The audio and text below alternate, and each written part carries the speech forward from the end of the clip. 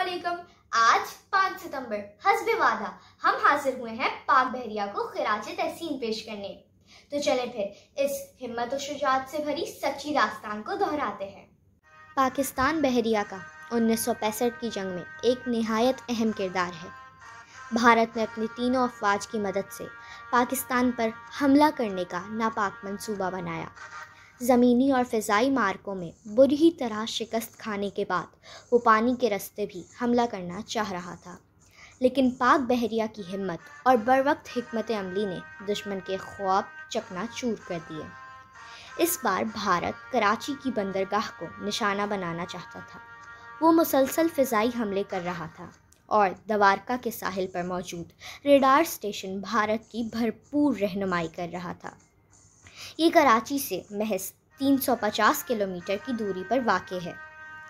Dwarka station Bharat का सबसे मजबूत और अहम रेडार स्टेशन था, जो जदीद तरीन असलहे से लेस एक ऐसा स्टेशन था जहां भारत की फ़िज़ाइया और बहरिया फ़ौज का रेडार सिस्टम कबल अज़ वक्त ख़बरदारी करता था। और इसी की मदद से ना सिर्फ बहरिया बल्कि भारतीय फ़िज़ाइया भी भरपूर कार्रवाइयाँ कर रही थी।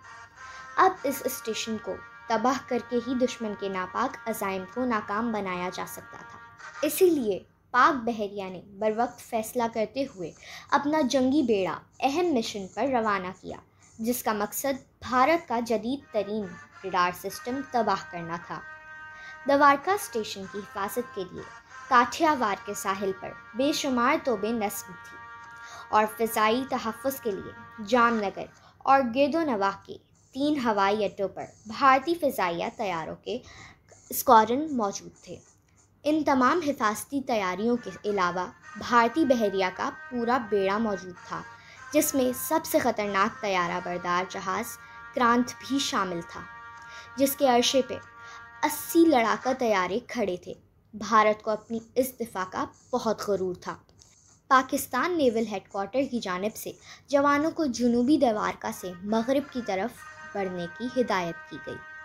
पाक बहरिया के इस बेड़े में PNS बाबर, PNS बदर, PNS Khyber, PNS Jahangir, PNS Alamgir, PNS Shahjahan और PNS टीपू शामिल थे। और दूसरी तरफ आबदोस गाजी को बम्बई के पानियों में उतार दिया गया था, ताकि दवारका की मदद को निकलने वाले जहाज़ों को उन्हीं के घर में गर्क कर दिया जाए।